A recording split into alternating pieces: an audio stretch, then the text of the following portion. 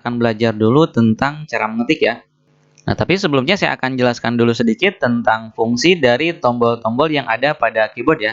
Nah, ini adalah salah satu contoh layout dari keyboard yang biasanya digunakan pada komputer atau PC. Kemudian ini adalah salah satu contoh layout keyboard yang ada pada laptop ya.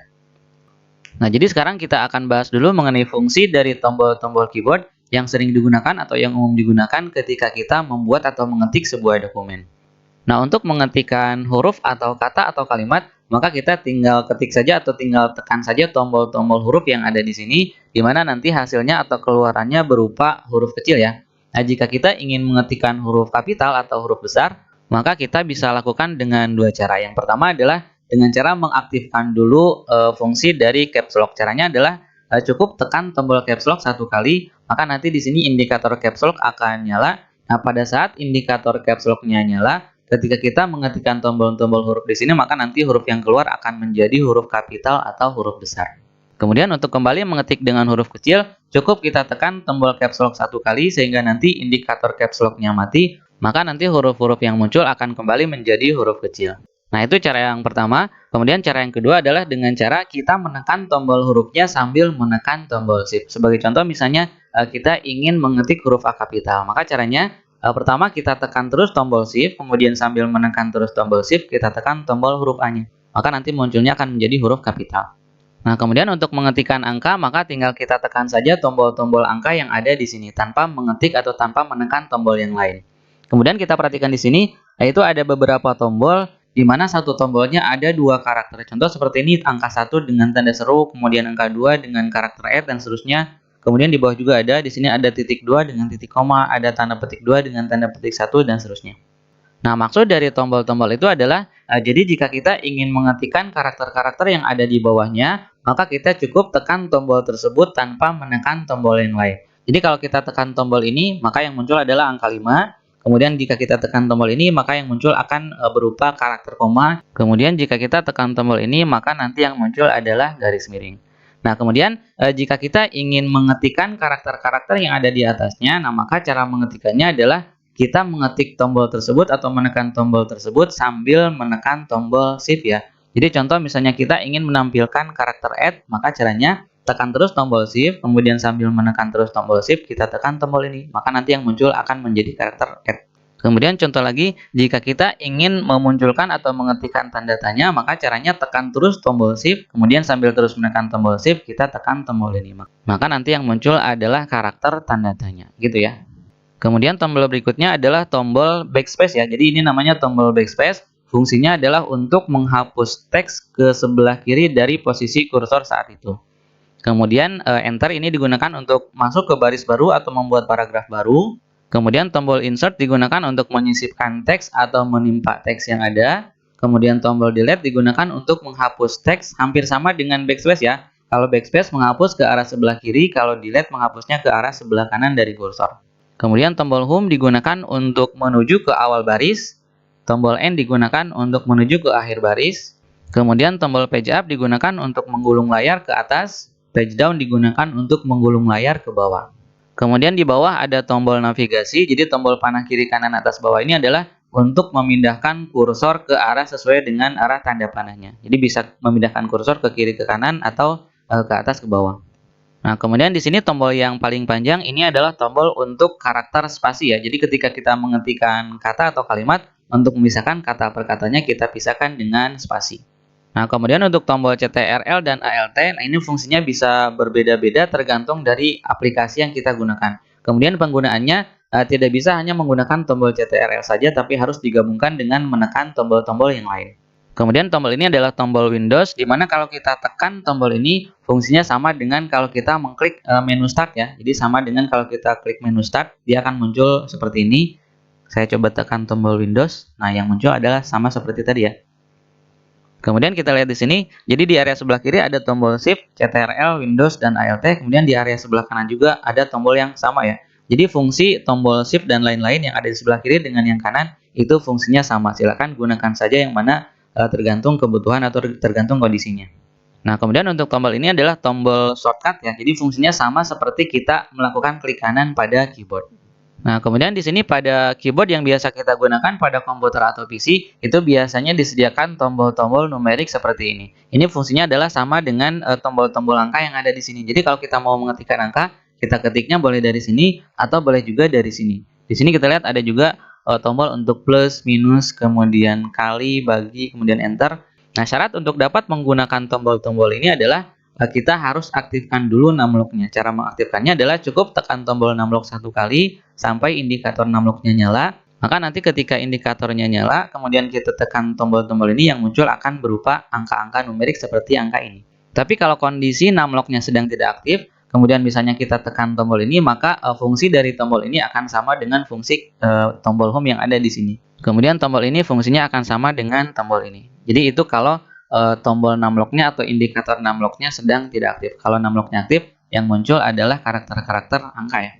Nah, tapi pada keyboard yang biasa kita gunakan pada laptop, itu biasanya tidak disediakan tombol numerik seperti yang kita lihat pada layout keyboard yang biasa kita gunakan pada komputer atau PC ya. Tapi pada beberapa laptop yang memiliki ukuran besar, kadang disediakan juga tombol numerik seperti yang kita lihat pada tombol-tombol keyboard ini.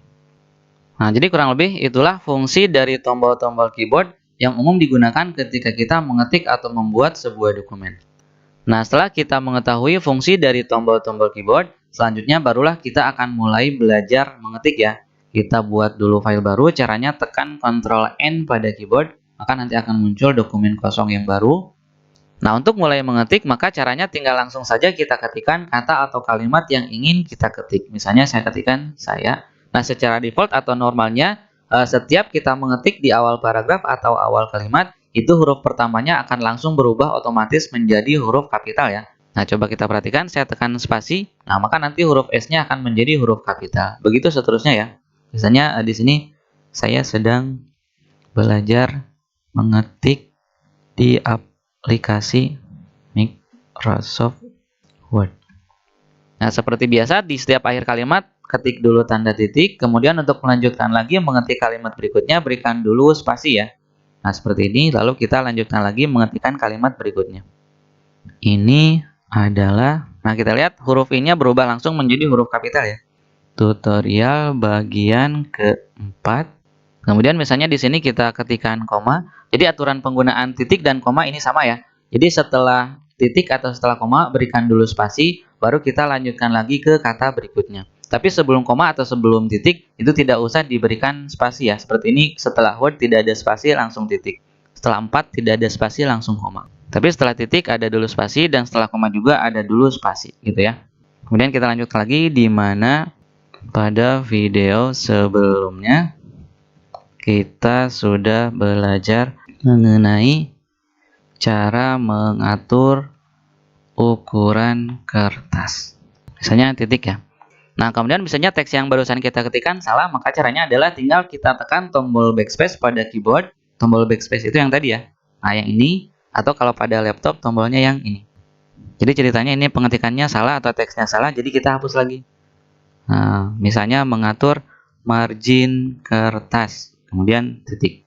Nah, itu kalau kesalahannya pada akhir teks ya. Kalau kesalahannya ada di tengah-tengah teks atau di tengah-tengah paragraf, maka caranya adalah kita bisa pindahkan dulu kursornya dengan menggunakan tombol navigasi ini ya, panah kiri kanan atas bawah atau yang ini. Kita lihat.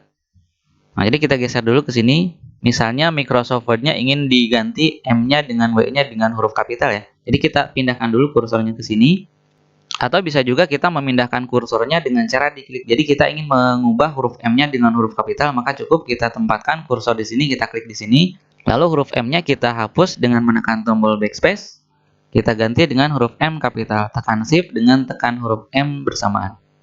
Ini juga sama, klik di sini. Tekan backspace untuk menghapus, kemudian tekan tombol Shift dengan huruf W bersamaan, nanti akan muncul huruf W kapital. Kemudian saya tadi sempat menjelaskan mengenai fungsi dari tombol backspace dengan delete adalah untuk menghapus teks ya. Kita coba lihat perbedaannya. Jadi kalau kita menghapus dengan tombol backspace, maka yang dihapus adalah teks yang ada di sebelah kiri kursor ya. Contoh di sini saya tempatkan kursor di tempat ini. Kemudian kalau saya tekan tombol backspace, maka nanti teks yang dihapus adalah teks yang ada di sebelah kiri dari kursor. Ini kan kursor ada di sini, saya tekan backspace, maka nanti yang dihapus adalah teks yang ada di sebelah kirinya dan terus ke sebelah kiri, gitu ya. Nah, untuk membatalkan perintah sebelumnya, kita bisa tekan tombol undo di sini, atau bisa juga dengan menekan Ctrl Z pada keyboard. Nah, itu fungsi dari tombol backspace ya. Sekarang kalau misalnya kita menghapusnya dengan menekan tombol delete, maka nanti teks yang dihapus adalah teks yang ada di sebelah kanan kursor. Kita coba ya, saya tekan tombol delete. Nah, maka nanti yang dihapus adalah teks yang ada di sebelah kanan dari kursor ini. Oke, saya undo lagi ya. Terus Nah, jadi sekali lagi, tombol backspace digunakan untuk menghapus teks ke sebelah kiri kursor, ke sebelah kiri, tapi kalau tombol delete digunakan untuk menghapus teks ke sebelah kanan kursor.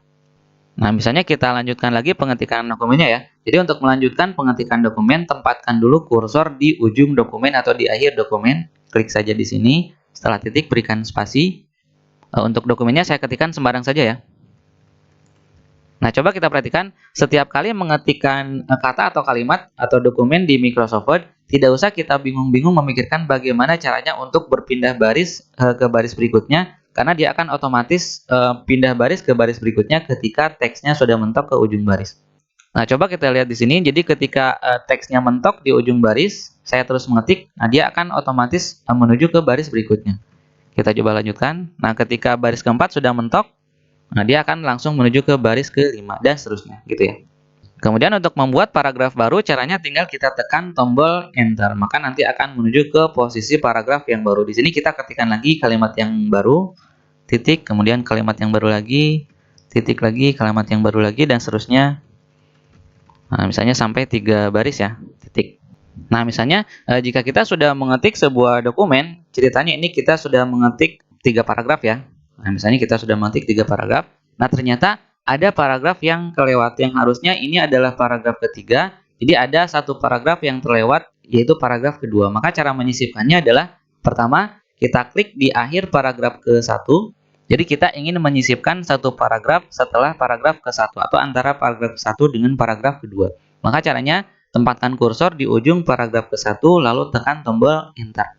Maka nanti paragraf keduanya akan pindah ke bawah. Dan di sini kita bisa mulai mengetikkan paragraf yang terlewat itu. Kita ketikkan di sini. Nah, jadi itu cara menyisipkan teks atau paragraf di tengah-tengah teks yang sudah ada. Nah, kemudian misalnya jika kita menemukan kejadian seperti ini, tidak sengaja kita enter seperti ini atau tiba-tiba jadi seperti ini ya. Sementara kita tidak ingin ada baris kosong antara paragraf yang atas dengan paragraf yang bawah. Nah, maka untuk menghapus baris kosong ini caranya adalah tinggal kita hapus, boleh menggunakan tombol delete, boleh juga menggunakan tombol backspace. Nah, untuk menghapusnya dengan tombol delete, maka caranya tempatkan kursor di area ini, jadi sebelum area kosong di sini, lalu tekan tombol delete sampai posisi yang diinginkan. Nah, sampai sini. Nah, itu kalau kita menghapusnya dengan tombol delete. Nah, kalau kita ingin menghapusnya dengan tombol backspace, maka caranya adalah kita tempatkan dulu kursor di akhir dari baris kosong itu. Jadi di sini ya, di awal baris atau paragraf berikutnya setelah baris kosong. Tempatkan di sini, lalu kita tekan tombol backspace. Nah, gitu ya. Jadi kalau tombol delete tempatkan di awal baris kosong, kalau menghapus dengan tombol backspace tempatkan di ujung baris kosong, gitu ya. Nah, itu untuk cara menghapus baris kosong. Kemudian cara menambahkan atau memberi baris kosong, maka caranya adalah misalnya kita ingin menyisipkan baris kosong di antara paragraf ketiga dengan paragraf keempat ya. Maka caranya tempatkan kursor di akhir baris ketiga, kemudian kita tekan enter. Sampai posisi yang kita inginkan. Nah, kemudian tadi saya membahas mengenai fungsi dari tombol home, tombol end, dan seterusnya. Kita coba ya. Jadi tombol home itu gunanya adalah untuk menuju ke awal baris. Misalnya sekarang kursor sedang berada pada posisi ini. Nah, kita lihat ini teksnya salah ya. Jadi untuk membetulkan teks seperti ini, caranya adalah tempatkan kursor di area yang ingin kita hapus. Jadi kita tempatkan di sini. Kemudian kita hapus. Ini harusnya kan mengenai seperti ini. Nah, oke, kita lanjutkan. Jadi fungsi dari tombol home adalah menuju ke awal baris. Sekarang kursor ada di sini. Kalau saya tekan tombol home, dia akan langsung menuju ke awal baris. Kalau saya tekan tombol end, maka nanti akan menuju ke akhir baris. Maksudnya tombol end itu tombol end yang ini ya. Jadi tombol home, tombol end. Home ke awal baris, end ke akhir baris. Kemudian page up dan page down gunanya untuk menggulung layar ke atas dan ke bawah. Page up itu ke atas. Kalau page down ke bawah, saya tekan page down, maka nanti dia akan menggulung layar ke bawah. Kalau saya tekan page up, dia akan menggulung layar ke atas. Nah, kemudian untuk tombol Home dan tombol End, kita bisa gabungkan juga dengan tombol CTRL. Jadi, tombol CTRL dengan tombol Home kalau kita tekan bersamaan, dia akan menuju ke awal dokumen. Misalnya di sini saya sedang berada atau kursor sedang berada di sini, saya tekan CTRL dengan Home, maka nanti akan menuju ke awal dokumen. Lalu saya tekan CTRL dengan End, maka nanti akan menuju ke akhir dokumen. Saya tekan lagi page up. Nah, kurang lebih itu untuk materi tentang cara mengetik ya.